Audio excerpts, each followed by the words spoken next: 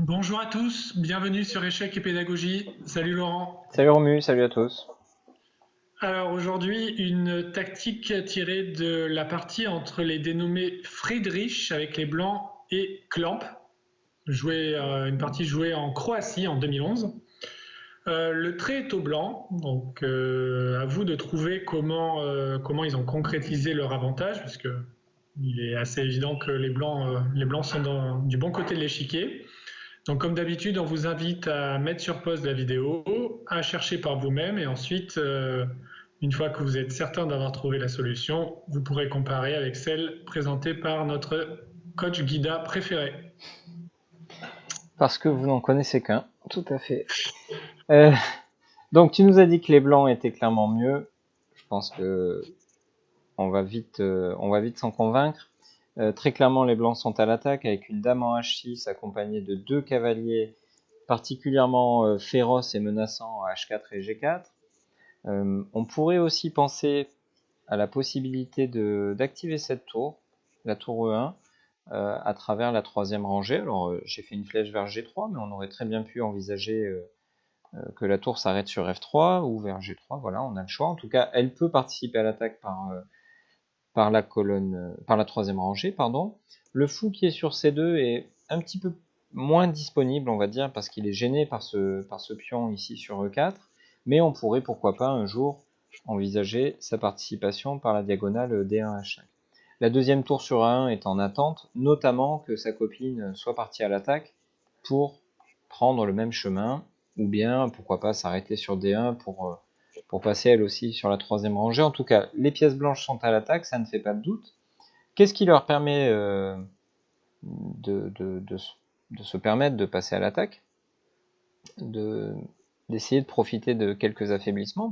Dans un premier temps, il y a la structure de pion de notre adversaire qui a déjà avancé deux de ses pions de roc, les pions F et G, ce qui a provoqué évidemment quelques affaiblissements. On voit que la dame s'est d'ores et déjà invitée dans le camp adverse en prenant possession de la case H6, mais aussi et surtout, c'est la passivité extrême et absolue de l'adversaire qui en plus d'être très passif, a agglutiné ses pièces sur l'aile dame et qui nous permet justement de nous lancer à l'attaque du roi adverse. Alors justement, cette attaque pourrait se passer en douceur, avec notamment cette idée de tour E3, tour G3 qui pourrait arriver, mais il ne faudrait pas que notre adversaire ait le temps de reprendre ses esprits et par exemple d'amener une pièce lourde sur G7. Alors on peut penser à la dame, mais pourquoi pas aussi la tour A7, qui pourrait elle aussi venir renforcer. C'est plus compliqué pour les autres pièces, mais on pourrait quand même envisager rapidement un cavalier D7, cavalier F8, qui viendrait un petit peu boucher les trous, essayer de trouver des subterfuges pour cacher justement la misère d'ouverture euh, qui, qui nous a amené dans cette situation avec les noirs.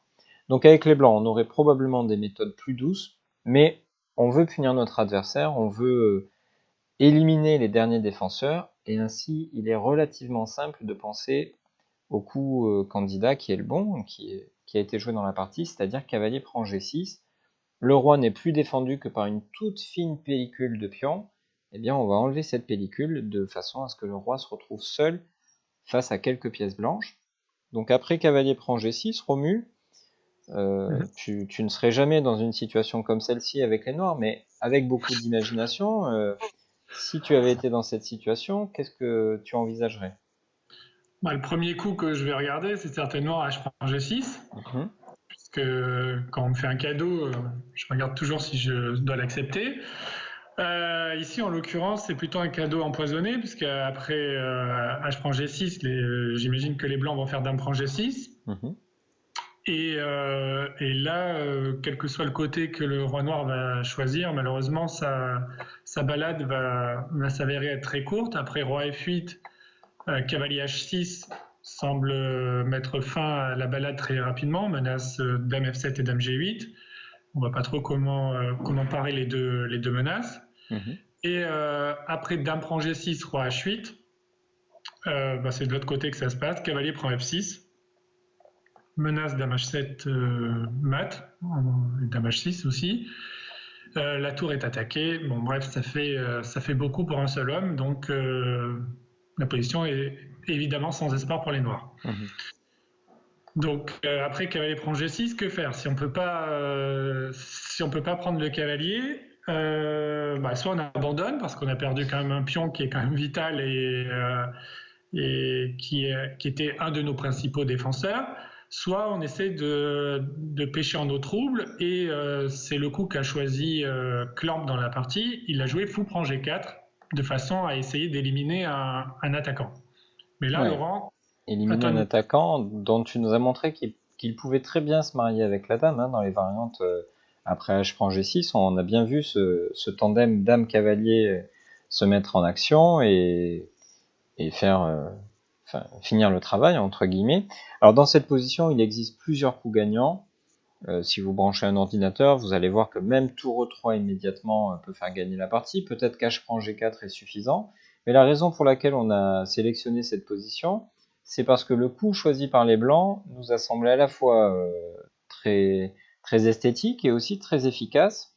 Et en plus de tout ça, assez original. Donc le coup choisi par Friedrich ici, c'est le coup cavalier H4. C'est-à-dire qu'après avoir pris le pion G6, le cavalier revient sur ses pas, modestement explique qu'il a contribué à l'attaque en éliminant le pion G6 et quasiment quoi qu'il arrive, les deux prochains coups blancs sont tour E3 et tour G3 justement pour pouvoir remercier le cavalier de sa participation et bénéficier de la colonne G qui s'est ouverte.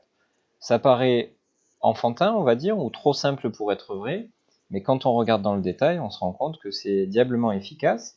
Évidemment, si les noirs ne retirent pas leur fou et joue par exemple roi H8 pour essayer de se cacher, on va récupérer notre matériel, on a un pion d'avance plus énormément d'attaque, on se doute que la partie va être facilement gagnée par les blancs.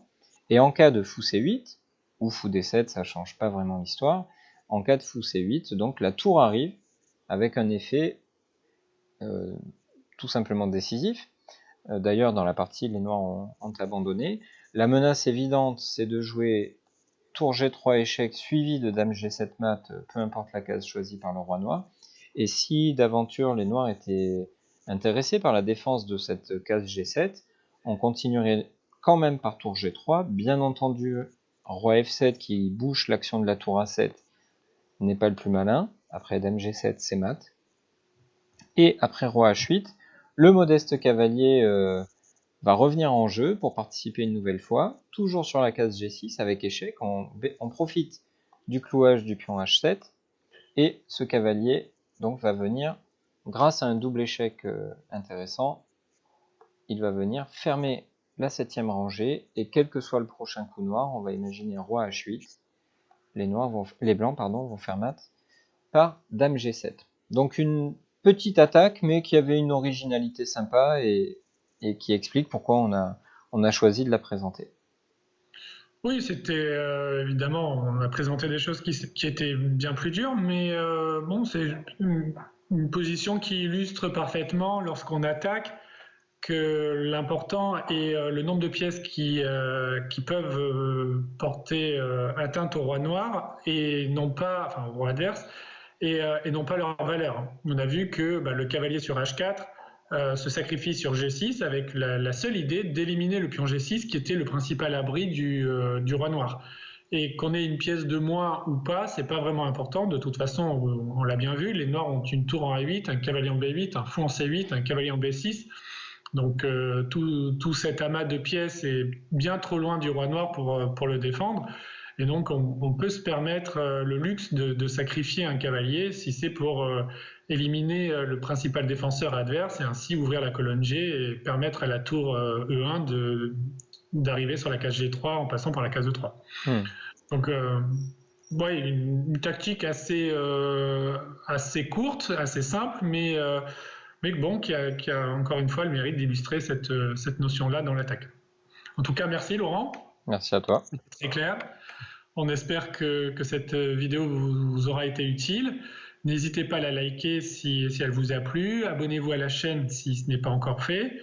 Et comme d'habitude, on vous donne rendez-vous dès demain pour une nouvelle publication. Au revoir. À bientôt.